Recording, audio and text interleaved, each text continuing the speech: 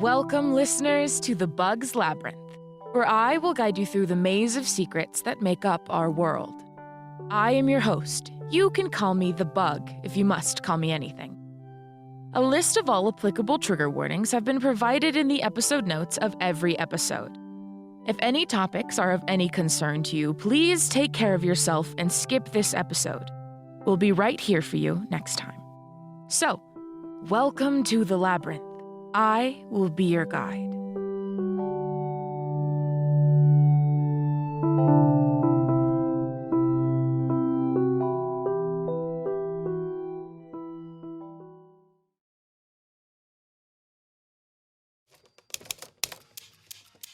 My goal in all of this is to teach you, to tell you about the world that we live in and how dark it really is. And not just in the ways that we've ruined it. I mean the paranormal, the scary, the things that go bump in the night. Because they're real. They're all real. Just maybe not in the way you might expect. You may wonder where I'm getting this information. Crazy people on the streets, deep forums on the dark web, stories of my own creation. Well, I can assure you my sources are sound, and everything I tell you is 100% true. At this moment, I have no way to prove that to you, so you just have to trust me. There's a lot I have to tell you that you'll just have to trust me on. I can tell you that it comes from a place called Institute Organization. We'll talk about that more next week.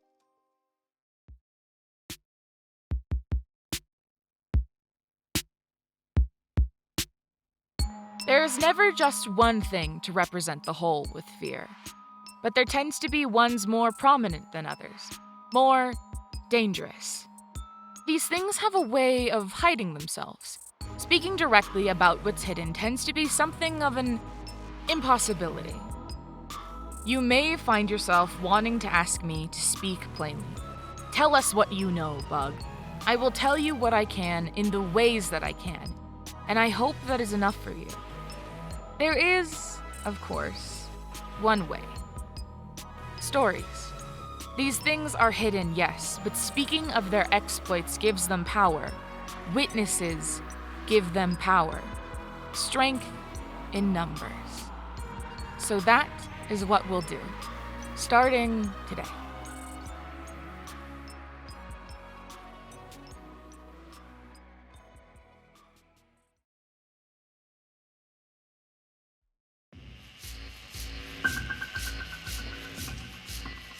The Crown Ring.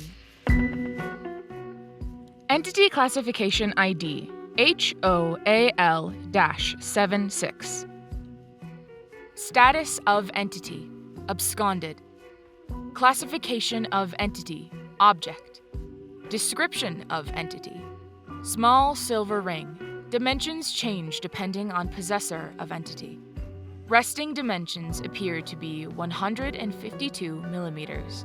Object appears to be a small crown with 8 small spheres on top of each point, and ridges around the bottom. First instance of Entity. Unknown. Date of event. October 17th, 1976. Date of report. August 1st, 1977. Last possessor of Entity before Institute intervention. Ruthie Hendrix. Assumed awe. The fall.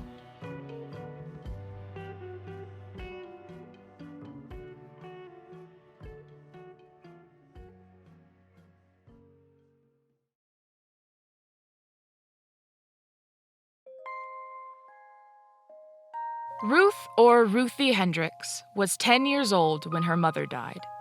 House fire, they said. Ruthie's mother had been visiting her parents after a particularly hard month.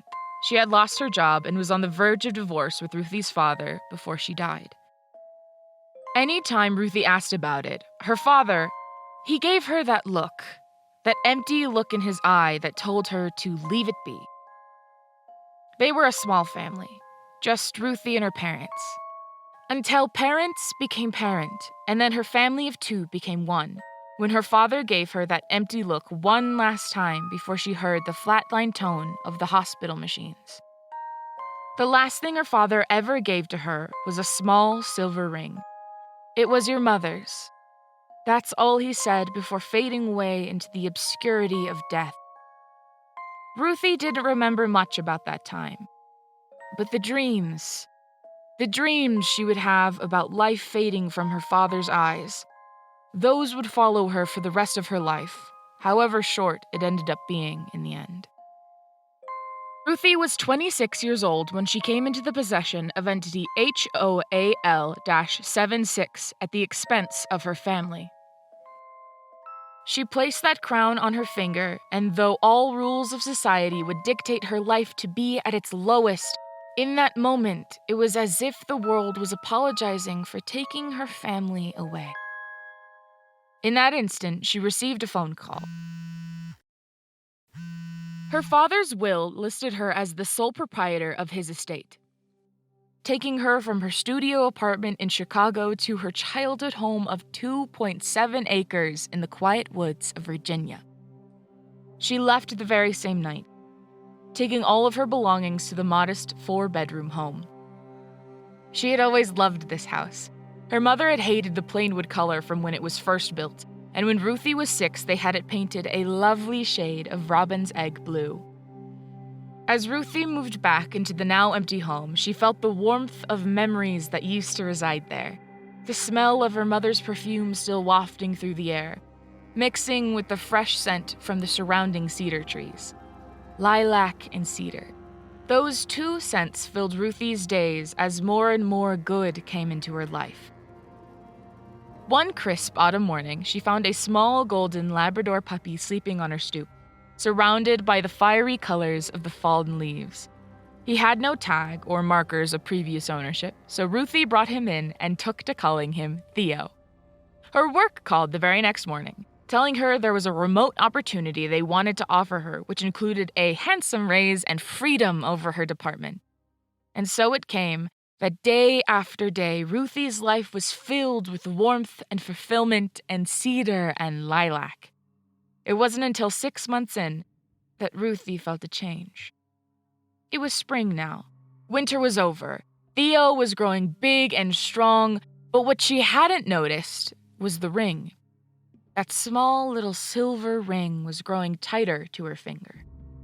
Every month, every week, every day, every second, that crown around her finger, it grew tighter. She hadn't noticed it until she was grabbing a jug of creamer from the fridge for her morning coffee. She had grown careless, complacent in the wake of the perfect life she truly felt she had earned. And in doing so, she didn't mind where her fingers were when she slammed the refrigerator door shut, right on the nail of the finger that housed that simple little silver ring. You see, she hadn't noticed it growing tighter until she tried to dress her wound and take the ring off.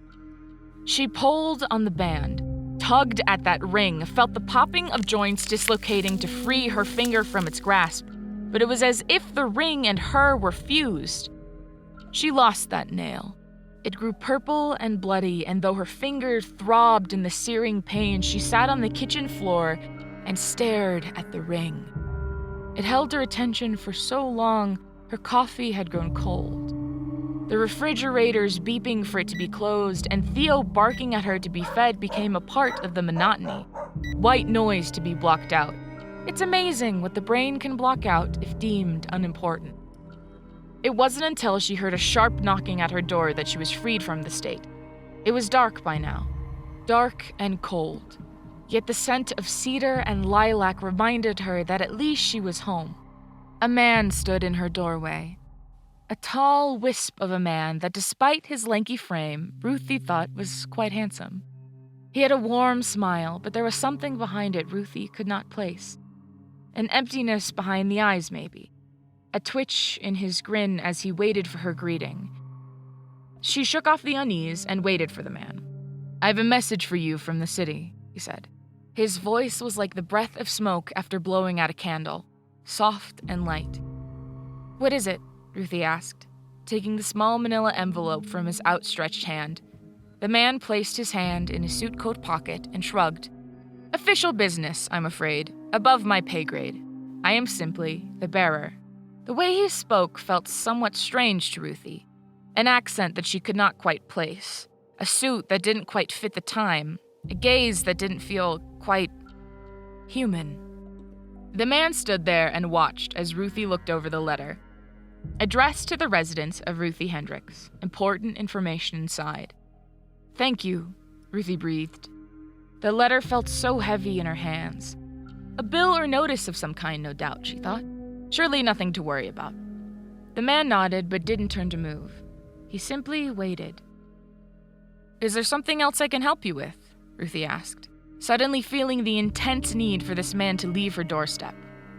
The man said nothing at all, only giving a smile before turning on one foot and walking down the steps of her front porch. Impulsively, she shut the door tight behind him and turned every lock. It did not come to her until long after the man's visit, but she did not see a car in the driveway. She did not see headlights streaming into her front room. She did not hear the familiar turning of an ignition and the sound of tires on gravel roads that come with someone visiting her property in the woods. No. In that moment, all her mind could reside on was the letter. Please take notice, the letter began. The property of 346 Amsbury Road, as owned by the state of Virginia, is to be demolished for future commercial and development use. Please advise that you will have 3 days from the 6th of May to vacate the premises. Ruthie gasped and dropped the letter. No, she thought. No, the house is on family property.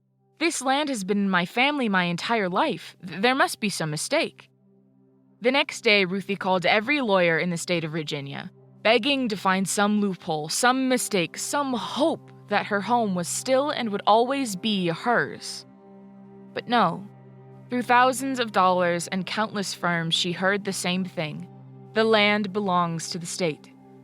And though she tried to explain, it would seem that all legal information that would prove the land to be hers was gone, missing as if it never were. 2 days later, the house was gone. All evidence of this supposed house she lived in disappeared overnight, and all credit she had earned from it went along with it. Thankfully, she had a friend, a best friend, a woman she had known since childhood that was able to take her in. But there's a catch, her friend said through grit teeth and a forced smile.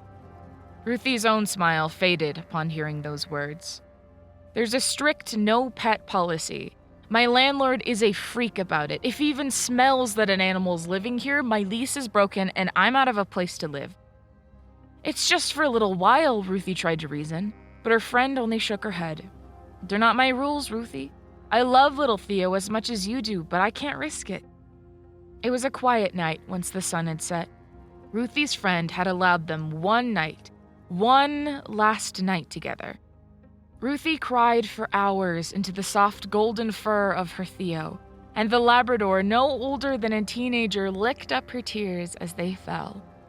She promised herself she'd come back to the shelter to find him, but the workers had explained that such a highly sought-after breed would never last long there, and the call she received the next day confirming her fears nearly brought Ruthie to her knees. Though she had long since moved from her family home, the smell of the place followed her as she tried to fall asleep that night. Cedar and lilac. As she got the call of her termination at work, cedar and lilac. As her friend kicked her from her home and onto the street, cedar and lilac. The once welcoming scent turned into a sickeningly sweet reminder of what she once had. And there, on those streets, in the overbearing warmth of summer, Ruthie's heart broke. All that she had lost, all that she once was, all that she held on to was now gone. They say she walked into the tracks, holding her hands together, blood running down her fingers as the crown ring burrowed itself deep into her flesh, wrapping itself around her bone. They say there was a look in her eyes that still haunts those who witnessed her last moments. No one saw the train coming. The train had never run that late before. And yet, with the last of her will, Ruthie screamed. A sound that could only be made by someone who had lost everything. And the last of all that she possessed was found on the side of the tracks. A small silver crown ring still attached to a finger.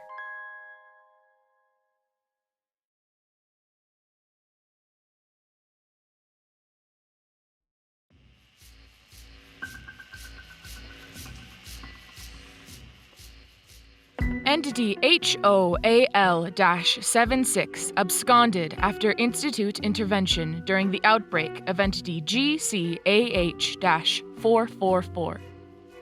Institute staff attempted to dispose of Entity HOAL-76, but after many failed attempts, the entity was detained until absconding in 2021.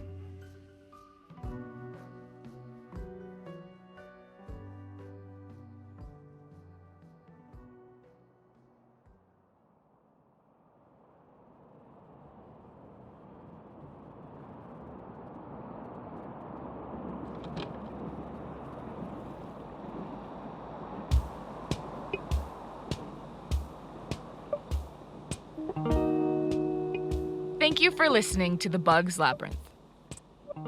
The Bug's Labyrinth is an Amsel TV production. This episode was written, recorded, directed, and edited by Amsel T. Vance. Manuscripts were edited by Avery K. Rayner. Audio consultant, Dani B. Places and names have been changed for the privacy of all involved. Safety is the most important thing to us, and we will never compromise that. Follow us on Twitter @BugsLabyrinth for updates and if you need to contact us. Rate and review us wherever you listen to podcasts. It's the best way to help us out and get our story out there. And support our Patreon to help us keep making cool stuff. Until next time, stay safe, listeners.